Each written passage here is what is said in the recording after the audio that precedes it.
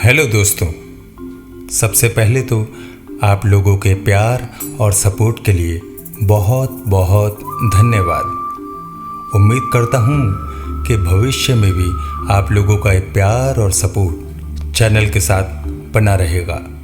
और नए व्यूवर्स से मेरी ये रिक्वेस्ट है कि प्लीज़ हमारे चैनल को सब्सक्राइब, लाइक एंड शेयर ज़रूर कर दें और चैनल को मदद करें 500 सब्सक्राइबर को पूरा करने में। आइए अब देर न करते हुए शुरू करते हैं दादू बाबू की कहानियाँ। एक जंगल में चतुरानंद नाम का एक कौवा रहा करता था। अपने नाम के अनुरूप वो बहुत बुद्धिमान था। किसी भी समस्या को वो झट से सुलझा देता था। एक दिन वो पेड़ पर आराम कर रहा था कि तभी सुनहरी चिड़िया उसके पास आई और बोली, आप कहाँ थे चतुरानंद भैया? मैं कल से आपको ढूंढती फिर रही हूँ। अरे मैं तो शहर गया हुआ था। क्यों, क्या हुआ? सब ठीक तो है ना सुनहरी बहन? कुछ भी ठीक नहीं है भैया। पता नहीं कहाँ से एक दुष्ट सांप जंगल में आ गया है। आज सुबह ही वो नीलू के घोंसले से उसके अंडे खा गया। सभी चिड़िया दहशत में है। सभी को अपने अंडों और बच्चों की चिंता सता रही है और बेचारी नीलू के तो आंसू ही नहीं रुक रहे। ये तो बहुत बुरा हुआ। हाँ भैया, मुझे भी अपने अंडों की चिंता सता रही है। कुछ ही दिन में उनमें से बच्चे निकल आएंगे, पर डर लग रहा है कहीं उससे पहले ही वो सांप उन्हें खा न जाए। आप कोई उपाय सुझाओ ना। सुनहरी चिड़िया बोली तो चतुरानंद सोच में डूब गया। थोड़ी देर तक सोचने के बाद वो सुनहरी चिड़िया से बोला, एक तरकीब आ रही है दिमाग में मेरे, ध्यान से सुनो।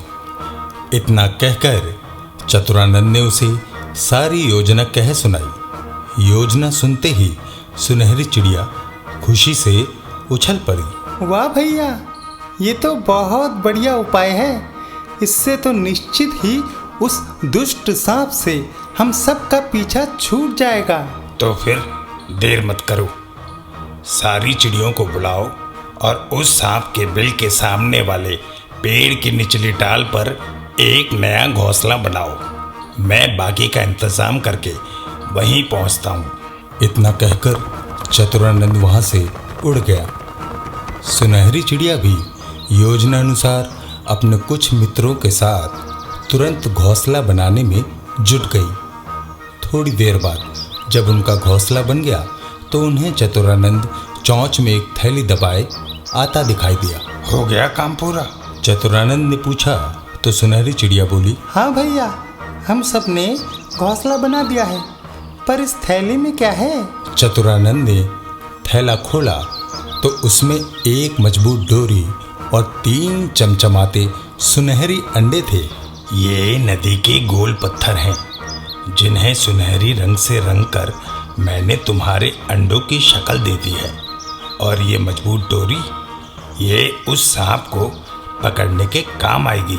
ऐसा कहते हुए चतुरानंद ने वो तीनों अंडों जैसे दिखने वाले पत्थर घोंसले में इस प्रकार रख दिए कि सूरज की रोशनी में वो दूर से ही चमकते हुए नजर आ जाए।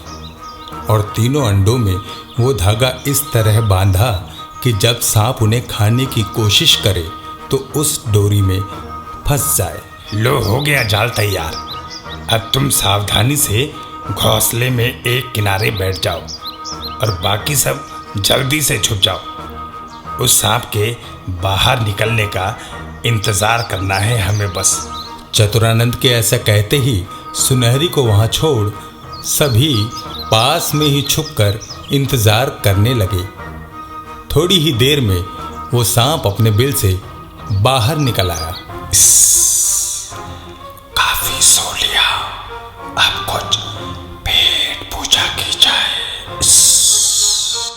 ऐसा सोच उस सांप ने चारों ओर नजरें दौड़ाई तो उसे पेड़ पर सुनहरी चिड़िया और उसके चमकते अंडे नजर आए। अरे वाह, आज तो कहीं जाना ही नहीं पड़ा। पास ही इंतजाम हो गया। ऐसा सोचकर वो सांप पेड़ पर चढ़ने लगा। कुछ ही देर में वो घोंसले के पास था। सुनहरी उसे देखते ही फुर्र हो गई। वाह, सुनहरी अंडे, इनका तो स्वाद भी बहुत बढ़िया होगा।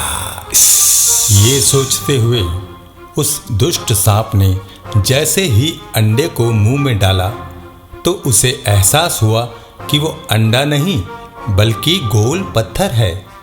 पर अंडे के साथ बंधी हुई डोरी उसके मुंह पर कस चुकी थी, सो वो अंडे को चाहकर भी मुंह से बाहर न निकाल सका।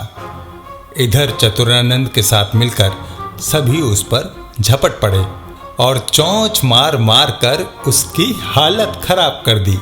वो सांप पेड़ से नीचे गिर पड़ा और घायल अवस्था में ही करहाता हुआ वहां से भाग खड़ा हुआ।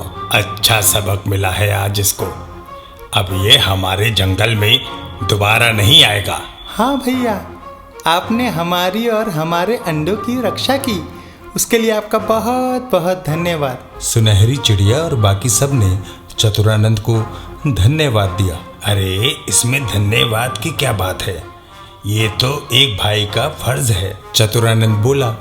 और उसके बाद वाकई वो दुष्ट सांप फिर कभी वहां नजर नहीं आया और सभी सुख चैन से अपने दिन बिताने लगे। तो अब बताओ बाबू, इस कहानी से हमको क्या सीख मिलती है?